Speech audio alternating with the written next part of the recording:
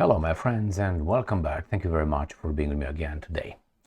How many times have you heard that Russia does not want a ceasefire?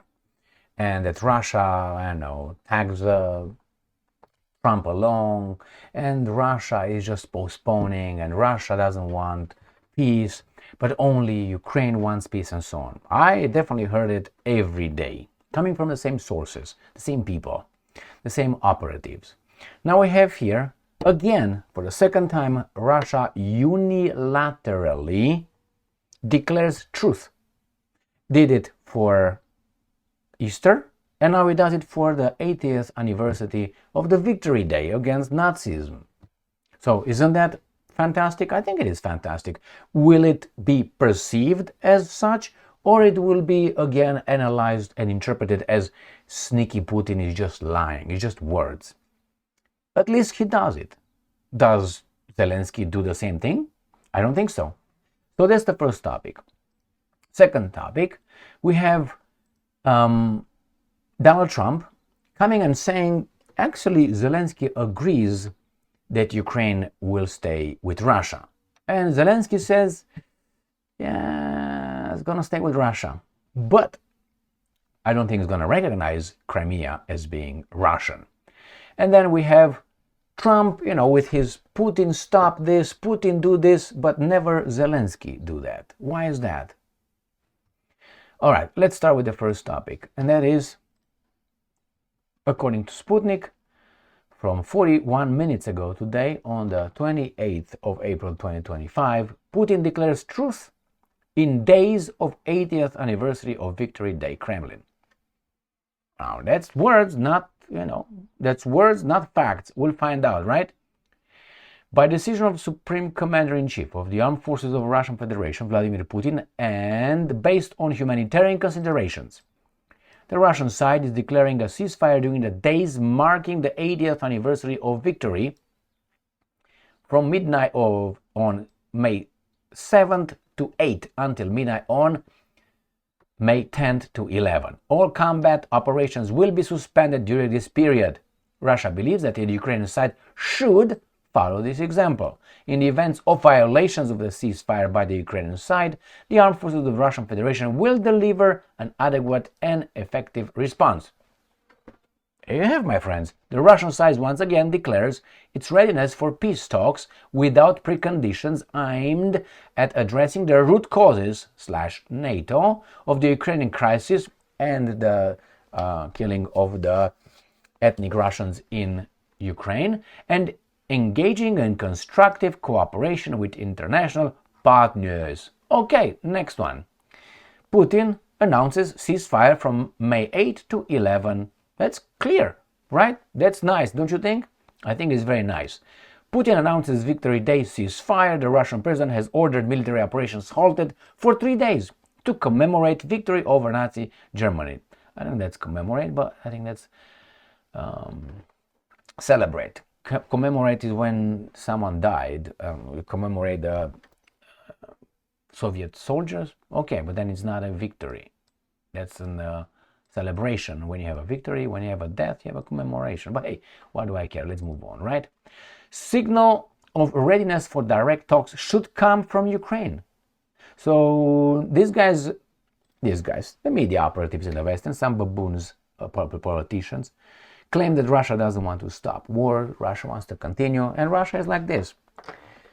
We will continue the war, the special military operation in Ukraine, and in the same time, we're going to negotiate.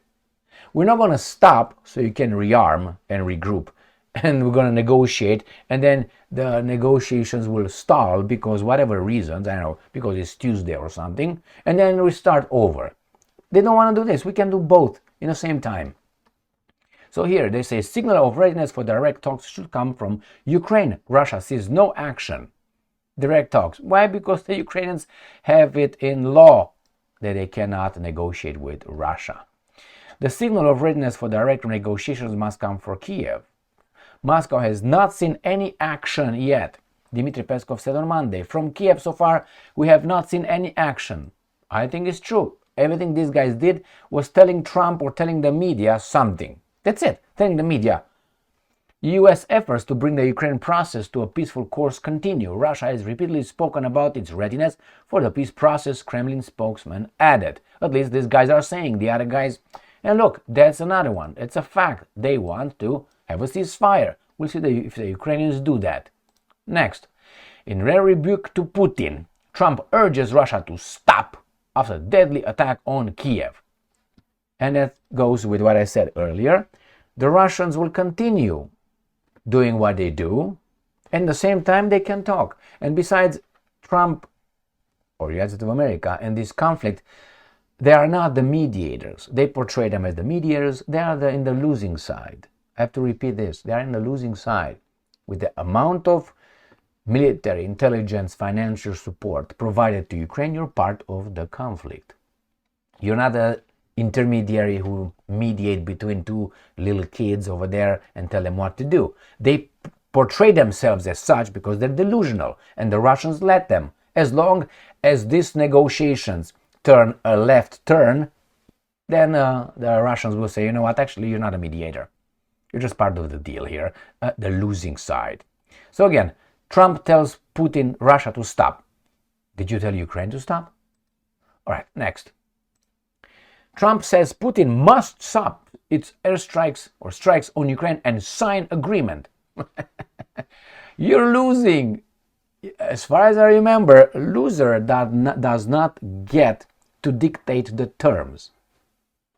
I mean, the fact that the Russians allow them to be, as I said, negotiators or intermediaries, moderators, how do you want to call them, is because the Russians benefit out of it. Otherwise, they would just ignore them right there. Next, come to talk to have sign a deal. The Russians laugh in your face. Putin is just tapping me along, says Trump after Zelenskyy meeting. But how about Zelenskyy tapping you along? Zelenskyy did not agree with anything. Did not agree with your looting of Ukraine's minerals. Did not agree to a ceasefire. It said, well, we're going to go agree with a 30-day ceasefire, which, based on the information I had, they didn't. Peace? No, they don't want peace. They want peace whenever these guys are, let's go and talk. No. First, you have to do this.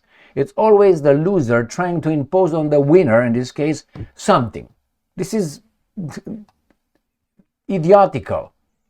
Next one. Let's see what Trump says about Crimea.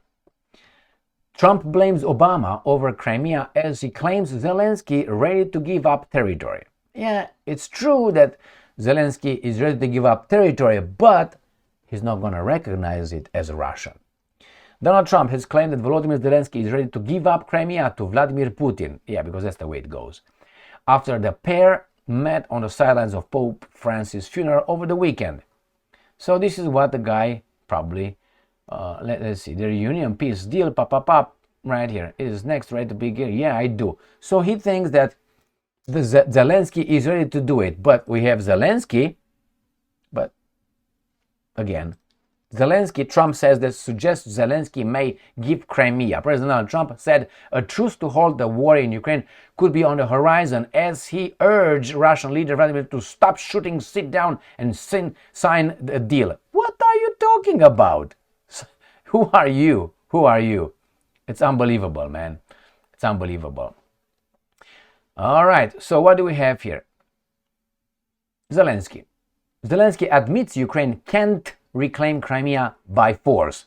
US President Donald Trump has said the peninsula that joined Russia in 2014 will remain under Moscow's control. That's accurate description of reality. Ukraine does not possess the military might necessary to retake Crimea by force for now. That's what I think. Zelensky has conceded. The peninsula joined Russia following a referendum. On Interfax, Ukraine quoted Zelensky as saying that it's true what President Trump says, that Ukraine does not have enough weapons to regain control of the Crimean Peninsula by force, because Trump said Crimea will stay with Russia. Will stay with Russia. This is not going to be over. If you think that whatever the peace will be here, this is just a truce. It's for now, an armistice. They will pick up later because Russia cannot be allowed at the table. The financial institutions, the globalists, if you want to call them that way, the military-industrial complex, and the energy sector, why would they want to share? They don't want to share. They want to take it all. And they failed. This battle is lost, but it's just a battle, not a war. Thank you very much for being with me again today. Stay strong, stay smart, look for the truth, and be just.